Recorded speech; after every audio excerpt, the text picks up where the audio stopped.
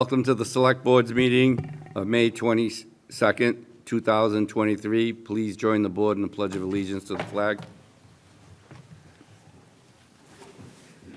Pledge allegiance to the flag of the United States of America and to the republic for which it stands, one nation, under God, indivisible, with liberty and justice for all.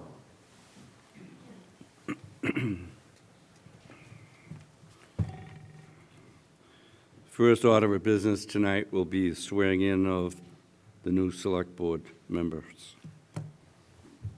Mr. Canty. One over there.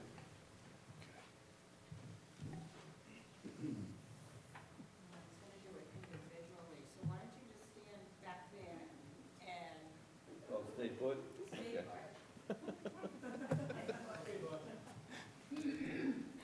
And Dick, well, it's up to you, but you should probably stand, but you might want to bring the mic close to you, Dick, Mr. Okay. Quintal, and I'll swear you in first. Raise your Okay. right hand.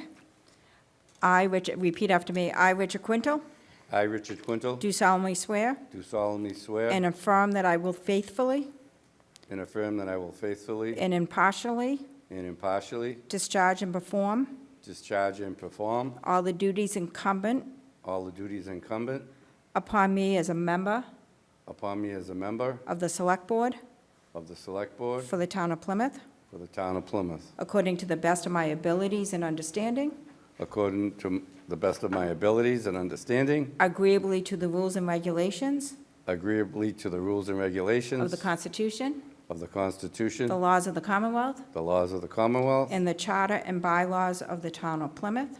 and the Charter and bylaws of the Town of Plymouth, So help me God. so help me God. Congratulations. Thank you.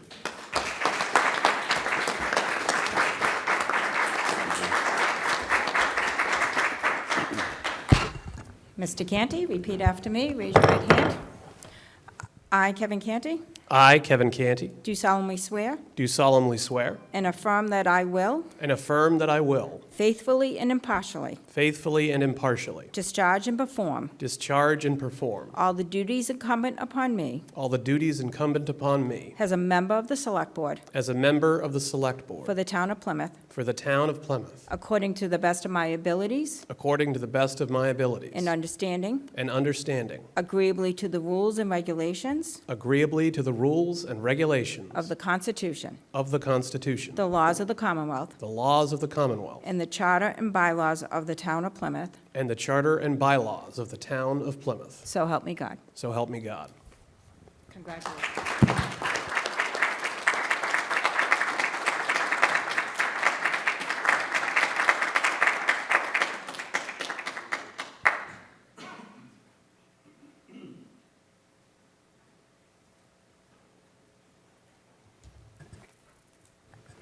Thank you very much. Okay, now we're going to reorganize the board. Do we have any nominations for chairman? I do, yes. I would like to nominate Mr. Richard Quintal for the position of Chair of Plymouth Select Board. I'd like to second that nomination. First and second, discussion. I'll accept the nomination. All those in favor, roll call. Mr. Helm? Yes. Mr. Canty? Yes. Mr. Mahoney? Yes. Mr. Blutzer? Yes, Unanimous. Thank you. Thank you. Nominations for vice chairman. I'd Mr. like to Helm? nominate Kevin Canty as vice chairman. I'll second that nomination. First, second by Mr. Helm. I accept the nomination. Accepted. Discussion. Mr. Helm? Yes. Mr. Mahoney? Yes. Mr. Blutzer? Yes, Myself, Mr. Quintal, yes. Mr. Canty? Yes. Unanimous again. congrats.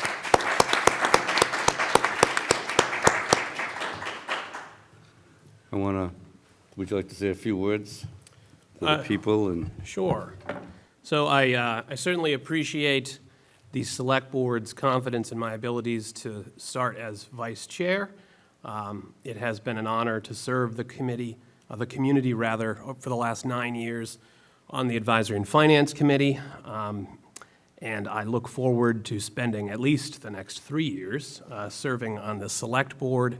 I have grown up in Plymouth, as I've said many times over the last 5 months to many groups of people, and it is an honor to be able to be in the leadership of the town that I have spent my life in, that my family lives in, and that I love so much. I look to make Plymouth better for future generations so that they can have the benefits of growing up in this wonderful community that I had, and I hope to be able to do so during my time here. And I'm very appreciative of all the folks that worked so hard on my campaign, whether that was working on the committee, whether that was meet and greets at your house, holding a sign, standing out in the rain on Election Day, making a donation to the campaign, anything of that nature. Every little bit helped. This was a team effort. We made a great go of it. And I'd also like to thank Everett Malaguti, Vedna Haywood, Wrestling Brewster, and of course Frank Mand for their efforts. It was a great campaign, 6 candidates running for 2 slots, and I think everybody did their best, and I was appreciative that the election for Select Board went so well. And the campaign for it as well. So thank you. Those are my remarks, and I look forward to beginning the work ahead that the Select Board has. Thank you.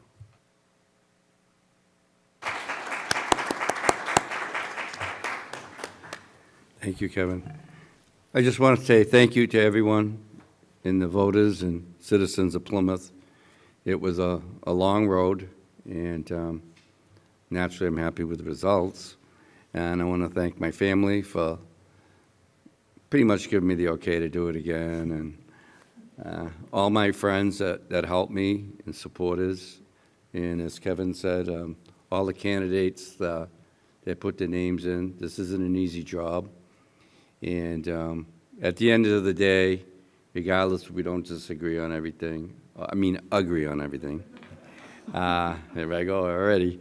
And we all want the best for Plymouth. That's the bottom line. So I want to say thank you to everyone out there. And I want to be brief because we have a quick shut-off time tonight at 6 because there's another meeting following us. And I'd also like to say that I will not interested in being chairman next year if somebody nominates me, because I have other things to do, and it requires quite a bit, which is going to bring me to my next thing quickly. I have a new medical issue going, and I don't know if I'll be here all the time or what it's going to bring. That's still in the process, but I've always been honest with everybody, and I want to keep it honest with everybody in there. I'm going to have to lean on the other members, which I would do anyway with no problem, and of course the vice chair, Mr. Canty. So as long as we all know that going into it, I can't be any more honest than that. So thank you, and let's get on with public comment, my favorite. Anyone wishing to speak? The gentleman in the back. When you come up to the microphone, the green light will be on. Just identify yourself for the record, please.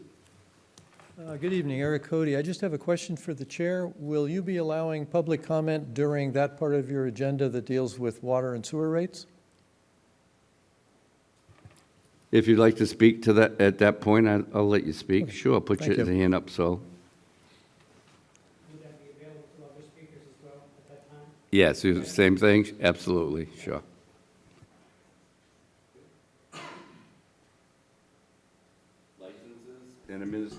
Licenses and administrative notes. Mr. Helm. I would like to move that we vote on these as a group, license and administrative notes. Okay. I'll second. A second. I just want to, Harry, Mr. Helm, administrative note number 1, I think that's pretty important. Okay. Can you just read that one, and then we can take them all? The board will authorize the application for, and if awarded, acceptance of a grant in the amount of $80,000 through the Massachusetts Community One Stop for Growth Program to fund an MBTA Communities multifamily zoning study. Okay. All those in favor? Oh, we got to do it, yep. Mr. Helm? Yes. Mr. Canty? Yes. Mr. Mahoney? Yes. Mr. Blitzer? Uh-oh, what do You muted. Okay. Yes. thank you. Unanimous. Then we have solid wastewater sewer rate proposal presentation.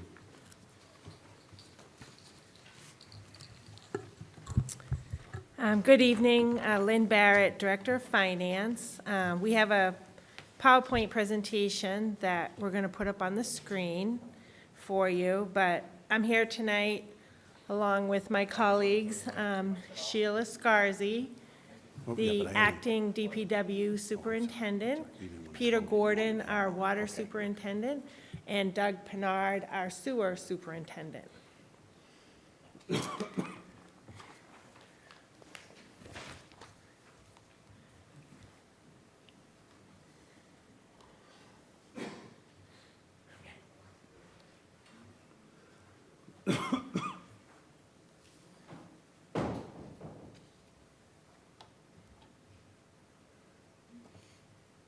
There we go. Okay. Ooh, let me turn this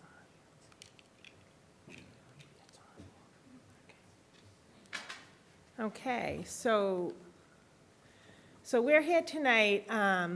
We're making a recommendation on the rates for fiscal 2024, which effective July 1st, 2023 to June 30th, 2024. So for the water and sewer rates, it'll be for the quarterly bills starting in July, which are due in August, through the end of June of next year. And the rate recommendation is based on the required funding needed based on the water and sewer budgets and the solid waste budget that was voted this past year at town meeting. And then also, we just want to make a point of that we're working, or the DPW will be working with the Water Conservation Committee. You're familiar with the report that they presented to you back in December of 2022 with a laundry list of recommendations that we are going to consider. The DPW is actually going to hire a engineering company to assist us in reviewing these recommendations and developing, doing a rate study for both water and sewer for recommendations to you for next year's rate for fiscal '25. So that's our goal, and we just wanted to make sure that you knew that we were working on these recommendations that were given to you this past December. Mr. Chairman? Yep. And Lynn, we already have funding in place for that study?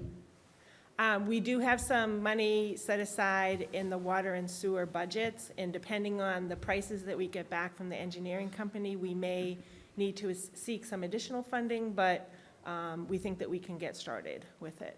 And you think that's a report that would be able to be completed by New Year's Eve, by the end of the year? That may be a little bit aggressive. Okay. Probably sometime in the winter at least, right? Yeah, you think by January 1st? Okay. I guess what I'm driving at Yeah. is, I don't want, in a perfect world, I don't want the board to get this data in May or June of next year, just before, as soon as we get that data, that needs to be, given to the town manager, the board, and the public, because that'll be a significant decision. Understood, yes. Yep. Oh, John, I just want to say that part of that study is going to include a seasonal rate. You're going to take a deep dive and a look at a seasonal rate. And a seasonal rate isn't something that we want to surprise the ratepayers with. So if we can agree on a good seasonal rate to implement, there'll be sort of a rollout process. So you'll get this information well in advance of next June or July. Hopefully it'll be sometime in the winter. The study should be complete. Thank you. And then I guess if and when that goes out to bid, or you land the individual or the firm that's going to execute this, maybe you should come back to us so we can make sure that all the questions we want to have answered are going to get answered. sure, definitely.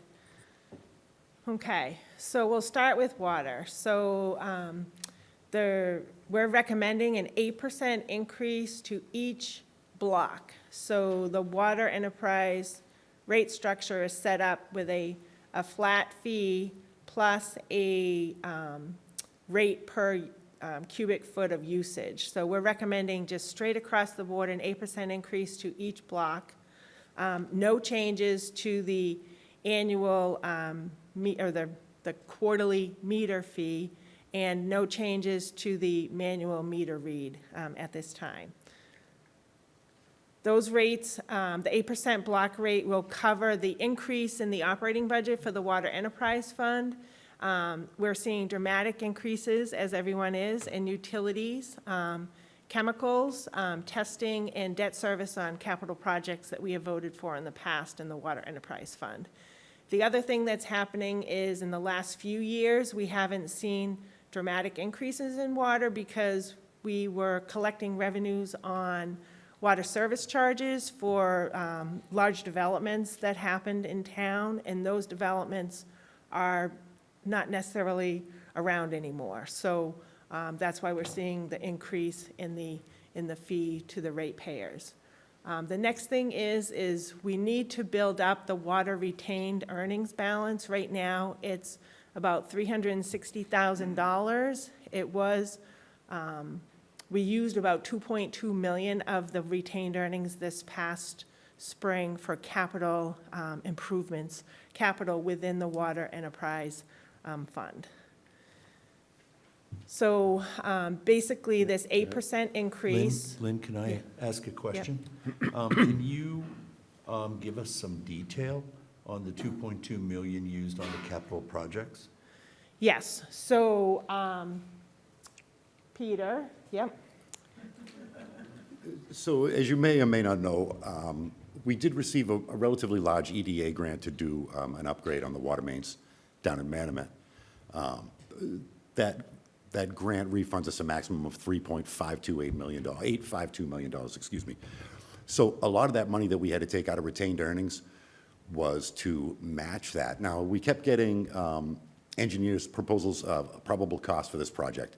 And this started mid-COVID and went on, and the cost just went up, up, up, up, up. So the only way we could attain the funding that we needed to secure that grant and hold on to that grant was to take it from our retained earnings. And so that's where the biggest chunk of that money went to. So it was a matching, Yes. okay. Peter, the three projects that we just voted at the Springtown meeting, it didn't include the Manomet, it was. No, we did, I think we What did. do you have in your capital? We had, I think we had a truck at town meeting. We did, yeah, we did, I think we did, yeah, the 2 tank projects. New source investigation. Yeah, but I think Yes. we bonded out the tanks, right, I think. New source investigation came out of Yeah. retained earnings. So we had 3 capital projects at the spring annual town meeting. One of them was the new water source investigation project, a piece of equipment, I believe, a truck, and water tank improvements. And those are part of this?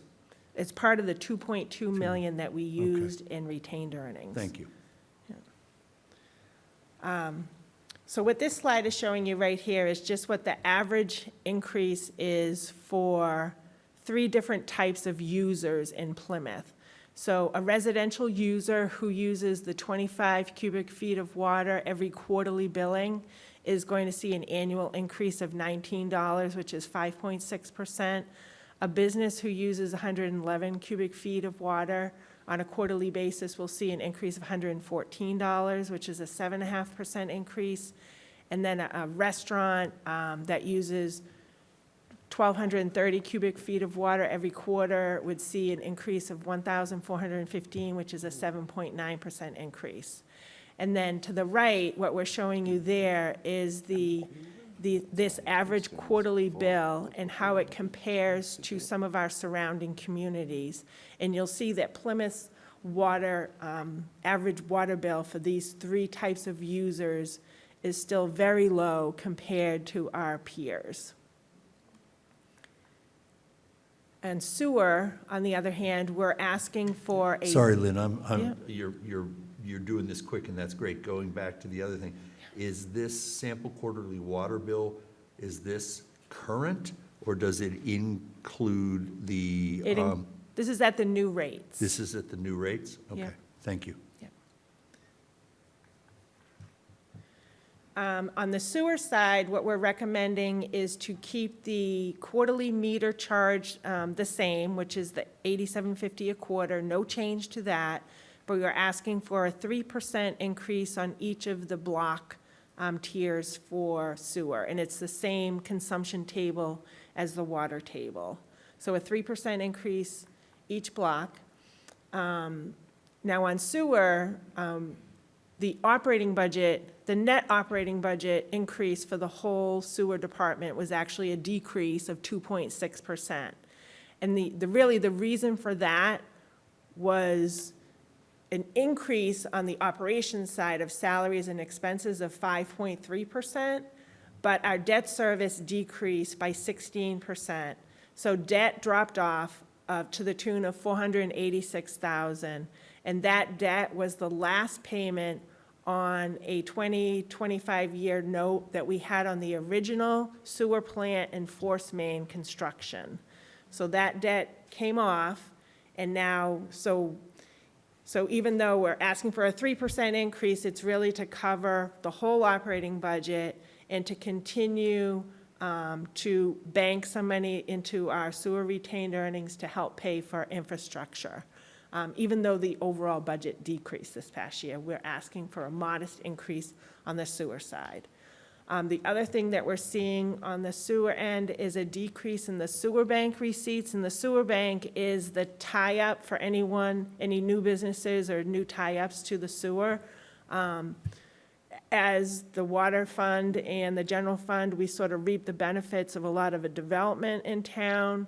We're not seeing that as much anymore right now, so we're going to see a decrease in that revenue. Oops, sorry, going the wrong way. Now here we're showing you that average increase of 3% to those 3 sample users. The 25 cubic foot user on a quarterly basis is going to see a $25 increase on an annual basis, 2.1% increase. The business of 111 cubic feet is going to see an increase of $150, which is 2.8% increase. And then that restaurant of 1,230 cubic feet a quarter is going to see an annual increase of $1,821, which is a 2.9% increase. And sewer, as you can see, is one of the higher rates as compared to some of our peers. And that's primarily based on because our sewer system is so much smaller than a lot of these other, as our peers. And I think we've known this for a while, that we try to encourage, as many tie-ins and add-ons into our sewer system as we can. But it does, and we are covering the cost of the new force main that we had to build into the sewer rates. So that is being 100% funded through the sewer rates. Mr. Mahoney? Just a quick question for Sheila. I don't know if she can answer this.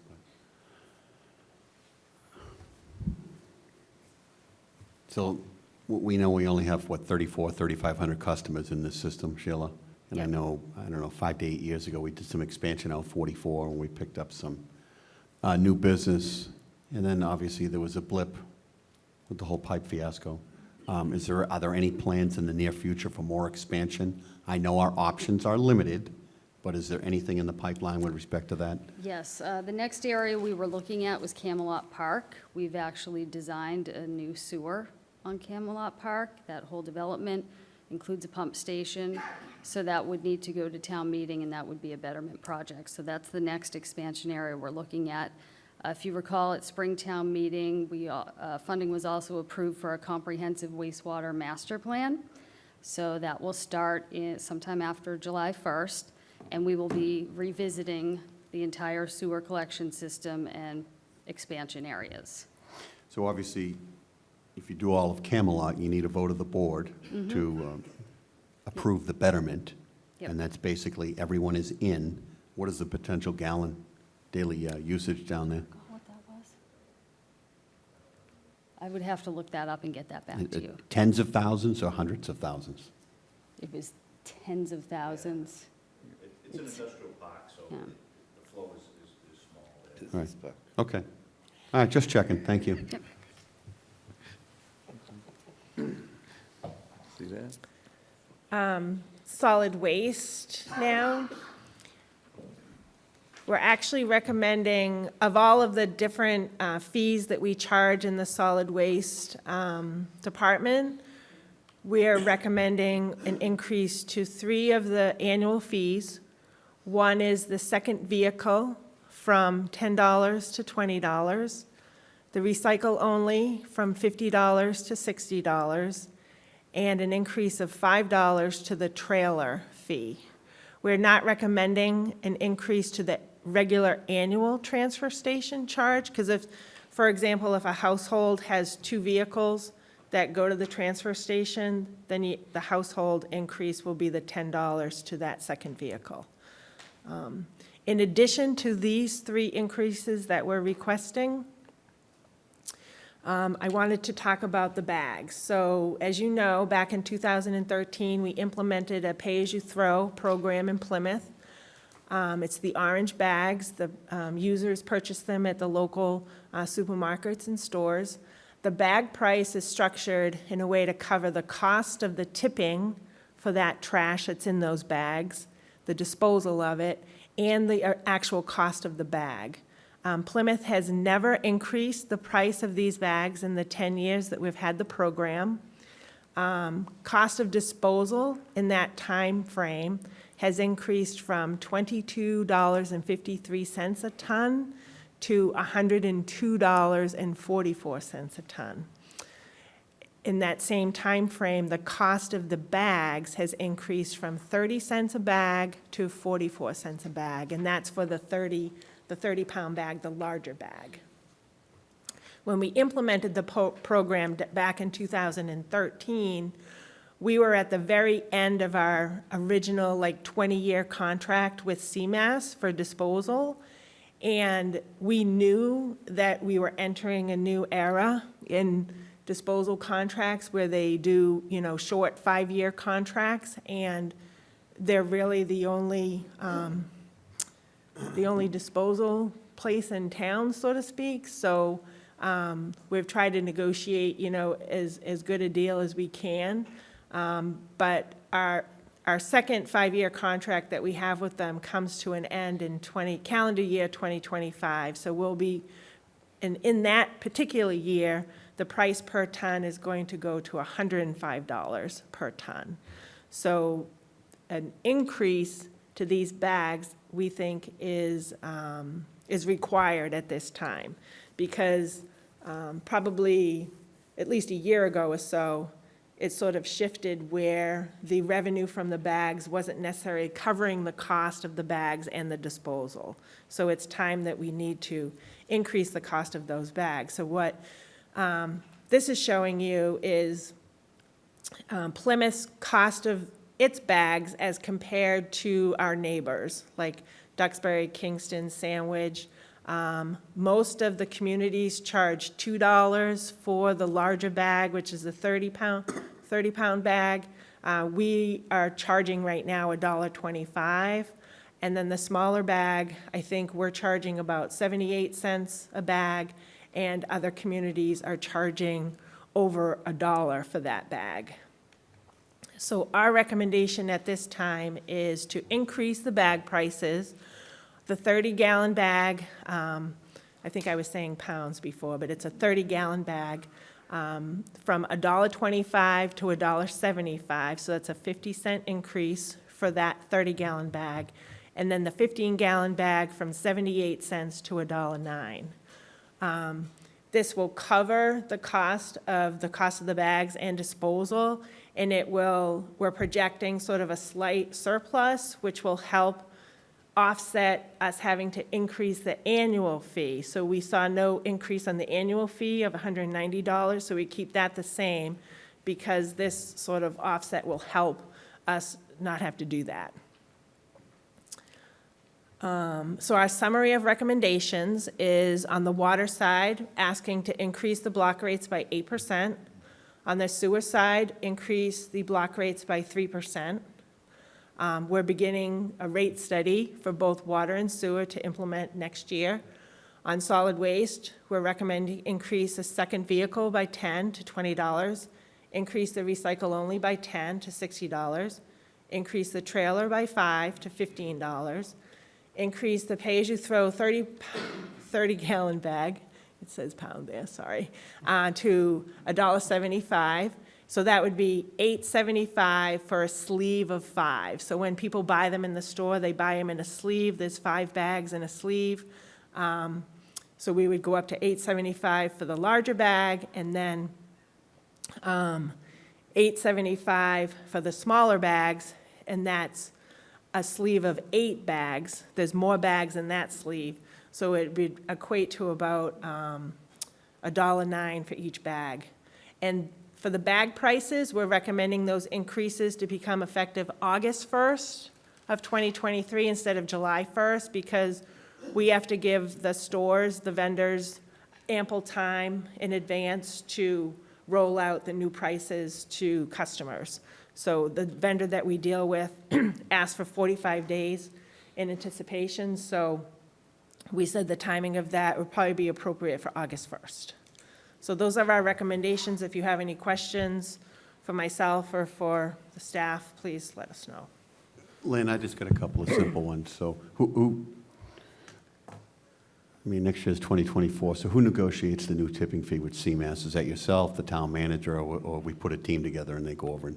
I know this, like you said, they're the only show in town, but. Yeah, it's usually a DPW superintendent and the town manager work on that. So you're saying that the current 5-year deal apparently ends December 31st of '25, so that for that fiscal year of '26, we'll have 2 tipping fees. We'll have the old one and then whatever the new one is beginning New Year's Day of '26? Yep. Mm-hmm. Okay, thank you. And I just want to make sure that Mr. Cody gets the opportunity to speak. No, we will. Any other questions from board members? Seeing none, the gentleman that requested to speak on a public comment?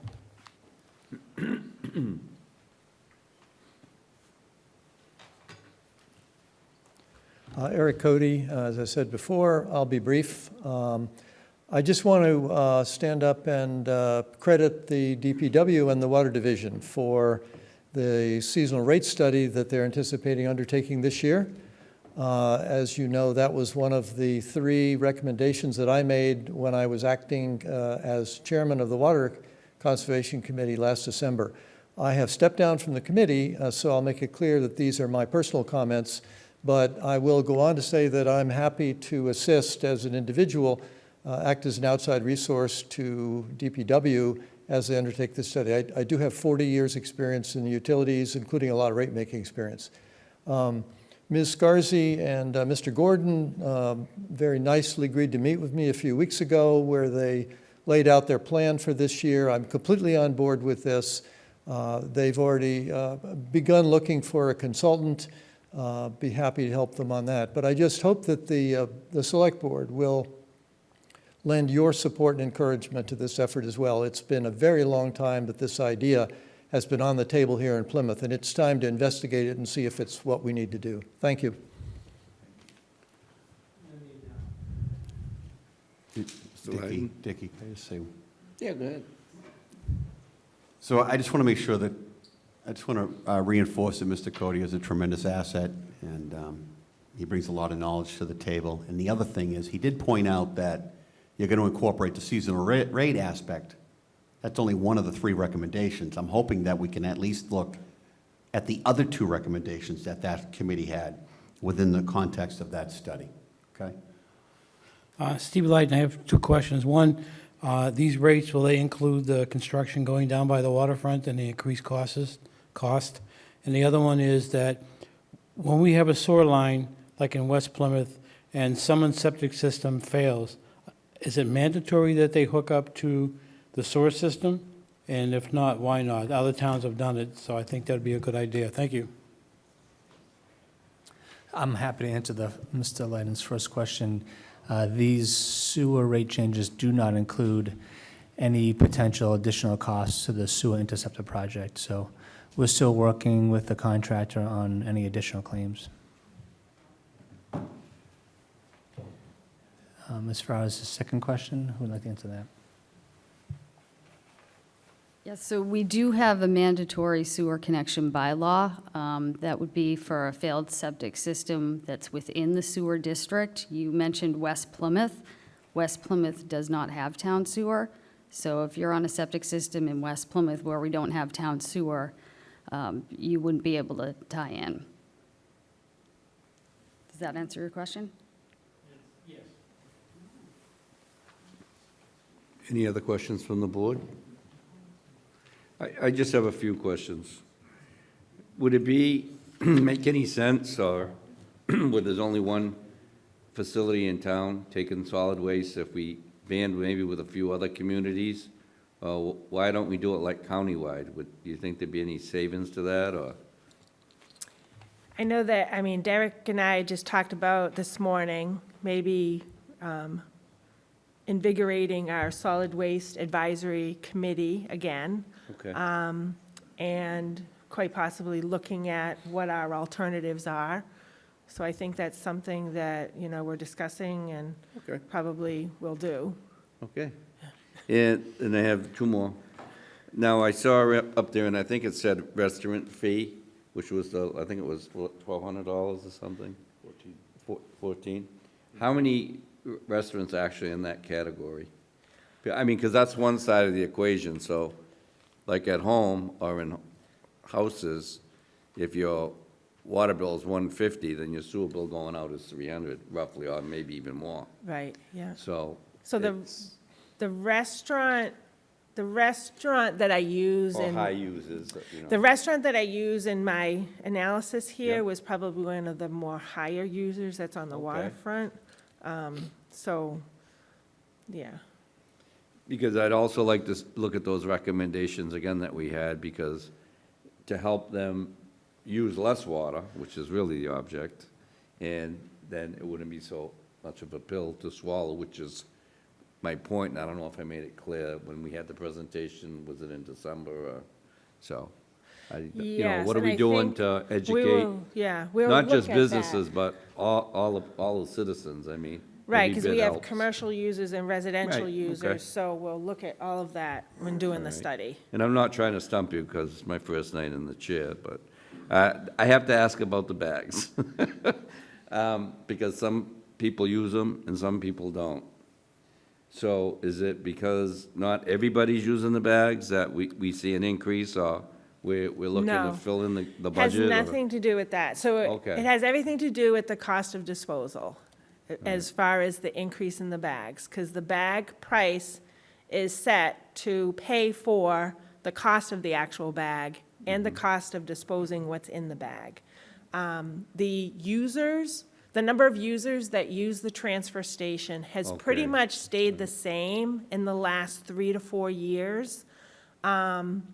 Talking internally with the staff down at DPW, we think that the users may increase, because not only is disposal sort of a one-man show, but if you have curbside collection, a lot of our little smaller ones are being bought out by bigger ones, and a lot of people I think their prices are increasing for curbside collection as a homeowner. So we may see an increase over here going to the transfer station. But the bags is really such to encourage recycling, because we still do recycle, and the more you recycle, obviously, the less number of bags that you're going to use. So we'd still like to keep, the bags in the picture. Okay, because maybe I think you just answered it, but, so it's really to subsidize solid waste It's stations. to get rid of- Not curbside. No. Because, I No, see we- some private haulers. we don't do all curbs- orange bags, and other ones that. We don't do that- curbside at all anymore, I see. so, yeah. So It's just for the up to transfer station. individuals. Yeah. Okay, thank you. Absolutely. Hello, my name is Dale Bryan. I'm the current chair of the Climate Action Net Zero Committee that this body helped form in the beginning of '22. I would like to widen the perspective a little bit, in part for the study that's going to be taking place later on. Natural resource use, both land and water, are staples of concerns in climate action plans. Conservation and protection objectives that address water conservation and infrastructure are also components of those plans. So what I'd like to do is encourage you to think of, we will be probably promoting a public education campaign on water conservation as part of a future plan. Voluntary conservation is usually less effective than something as pay-as-you-go. But I think it's important to understand that water security and safety in light of climate change and disruption are also concerns of the committee and should be concerns of the town. For example, increased use of non-essential purposes can decrease management flexibility during drought. The hazard mitigation plan that's been reviewed by the town for '21 will be coming up again. I'm in discussions with Mark Reel and Chris Horvath of the Emergency Preparedness Office to be more fully aware of water usage and how it can be affected by a non-essential use. Increased demand during high heat days presents similar concerns for meeting cooling needs of residents and tourists. Invariably, increased use across the water table will lower it accordingly. What we don't know is what the similar usage is across our shared aquifer users. Carver, completely, Wareham mostly, and Bourne, Kingston, and Plimpton in part. Presumably, the seasonal use is similar, thereby lowering the water table, which can lead to a concentration of natural and human pollutants and thereby decrease water quality. And last, all of that presents risks of having saltwater intrusion along our coastline as the table decreases. So thank you for that. Thank you.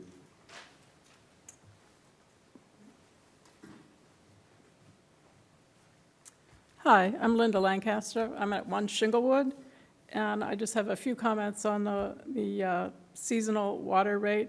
I think it's an excellent idea as a way to motivate people to conserve water. If there's anything we can do to avoid the expense of a new well, or at least delay it a few years, that's going to be good for all of us.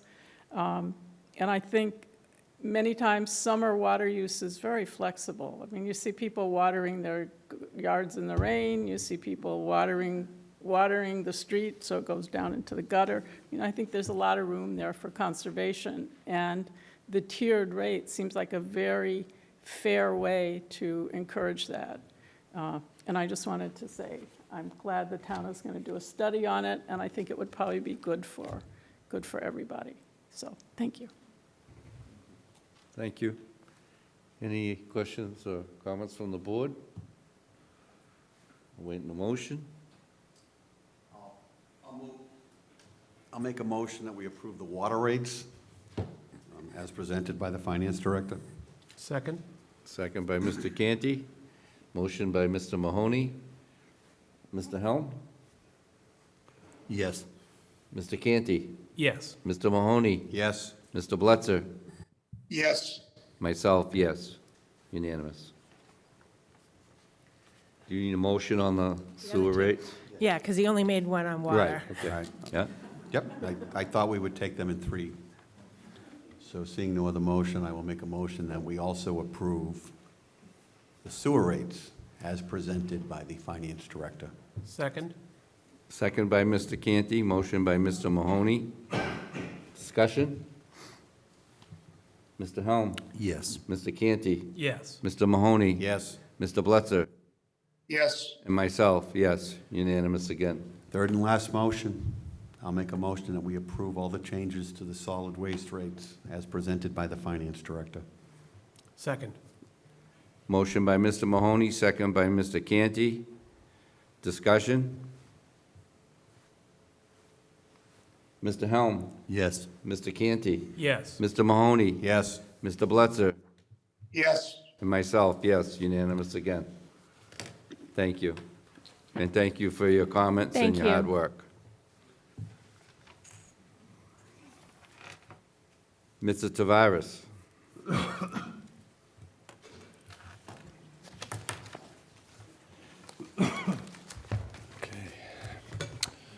Thank you, Mr. Chairman, and congratulations to you and Mr. Canty on your recent election. And I'll try and keep this as quick as possible in light of the time. Happy 4th of July, everybody. I'm here as usual in May, right before Memorial Day, to start talking about the 4th of July.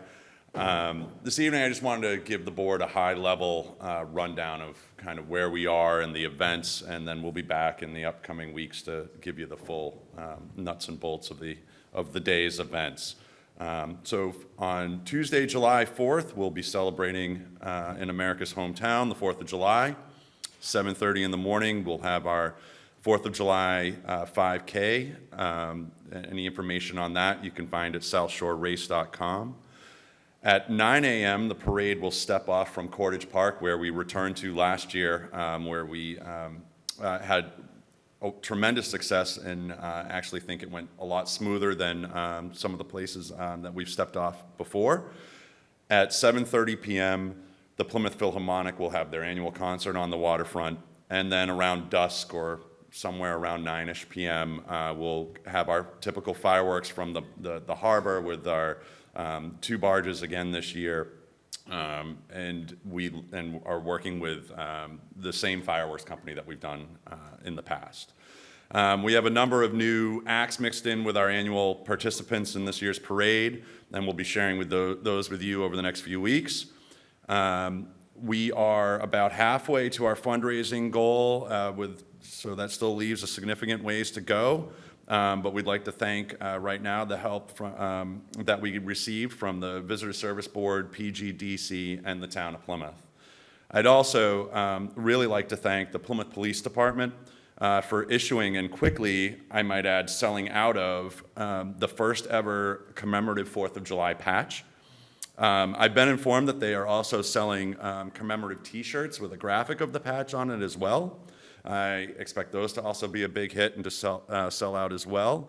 They have told us that the proceeds that they receive will be donated to the July 4th committee to put on our parade and fireworks. So we really thank the Plymouth Police Department for helping us there, as well as what they do for us during the day, obviously, during the events. I'd like to remind everyone at home watching and listening, this is your parade, it's your fireworks, and without you at home, it cannot happen. If you have the means, we'd love to receive donations. We have an online July4Plymouth.com donation button that you can go to and do it very quickly online or through your phone. But if you'd like to send in a check to the post office, we do have our P.O. Box. It's July 4 Plymouth, Inc., P.O. Box 1776, Plymouth, Mass. 02362. And also, if you have a band or a float or a group that you'd like to have participate in this year's parade, go to our website, July4Plymouth.com. Our registration deadline this year is June 19th, so that we can line up the parade and get the appropriate information out to everybody.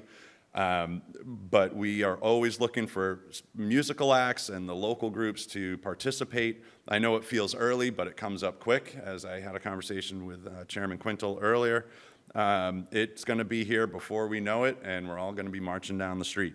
So I'd like to thank, on behalf of the committee, I'd like to thank everyone for their donations so far, and hopefully we can get right towards the end at the finish line here and hit that goal and move on to the next year. So, thank you. Any questions or comments for Mr. Tavares? I'd just like, on behalf of the town, I'd like to say thank you to you, your family. Your dad was very active in that, and Mr. Metcalf, and I don't know if they're all the same players, but I do have a question. Are you maybe starting the parade at the old location? And I ask that for a selfish reason, because I live across the street. Or because the outside driving isn't there anymore. Yeah, so last year we moved to Cordage Park due to the outside drive-in taking up a lot of the space. And it actually, the flow of traffic and the ability for our youth groups to participate and be dropped off as opposed to kind of being dropped off on a street and saying, I hope you find your group over there. It's worked out a lot smoother to be able to have cars come in, they're in kind of a boxed-in area, and then they can leave, and there's no cars driving through the parade organization, if you will, so. So you'll be starting We'll at be at Cottage Park. Cottage Park? Okay. Yeah. All right. Well, thank you again. If we can help you with anything, let me know, but we'll, Get those on a donations in. personal note, we'll be helping you. No, we're gonna donate the month of June on the pizzas for you. Oh, All right? fantastic, wow. Well, that's news, you heard it here first, thank you very much. Thank you. Town managers report, Mr. Oh, Brandisi. All right, so I'm going to make my comments really brief. We have 8 minutes before we have to leave this room. We have the handicap meeting that starts at 6:30, and PAC TV needs 30 minutes to set up for that meeting. So just a couple quick announcements. We met in this room last Friday, 9 a.m., with area businesses to go over the construction schedule, as we talked about last week. The construction restarted today. They started to install the monitoring wells. That'll take place for a week. Then they'll, next week, next Monday, they will then restart the excavation phase, and that excavation will go until June 17th. And then immediately thereafter, they plan to put the street back together. At no later than June 30th will they be off the street. We do expect them to complete all their work a little bit earlier than that, assuming things go well. So we presented that information to the area businesses last week. We had a good dialogue. We promised that we will keep them up to date with weekly construction updates, whether that's via regular email or social media. And then just 2 quick announcements. This coming Friday is Public Works Day over at Camelot Drive. That's going to take place from 10 a.m. to 2 p.m., so it's a family-focused event, so hopefully folks can bring their children out. And then on Monday is our Memorial Day Parade. That's May 29th, it's coming Monday. The parade will step off the curb at 9 a.m. at Memorial Hall and do its typical tour. This coming Monday, we will honor Mr. Bob Davidson with the Humanitarian Award, so looking forward to that as well. So I'm going to end my comments. I'll reserve everything else for a future meeting. Any questions for the town manager? Okay. Select Board, open discussion, new business? Mr. Mahoney? So in 36 minutes, this room will probably be standing room only. I think most of you know that I chair the state decommissioning panel for the nuclear power plant. So a few hours ago, I got the results from the state from the split sampling on the 1 million gallons of water down at the plant. Mr. Brindisi, I just forwarded you that email. If you could share that with my colleagues on the board. And I would just ask that the board keep that under your hat for at least an hour, because there's embargo on those results being made public until 6:30 tonight. So tonight, the state will get up at that podium, and they will go over that report and the analysis from the lab, and they will tell us the results and explain to us the ramifications. And then the other thing I had is, are we meeting next Tuesday? No, we're going to go to June 6th. I talked to the chairman this evening, and we're Okay, going to just move checking. to June 6th. Oh, okay, sorry. All right, I'm good, thank you. Letters? Old business? So there's just 2 things. We've been notified by the moderator that we have to appoint somebody for the, and correct me if I don't say this right, Charter Review Committee. Charter Review Committee, Okay, The selection. not to be confused with commission. okay, committee. So we'll put that on for the next meeting, That's right. okay? And we'll discuss that and take a vote. And I know Mr. Helm's interested in that, correct? Okay. Yes. And the other thing is, we go to a summer schedule unless the board objects. We usually do, or unless we have something pressing. Okay, then. Wait a motion to adjourn. Second? Second, Mr. Helm? Yes. Mr. Canty? Yes. Mr. Mahoney? Yes.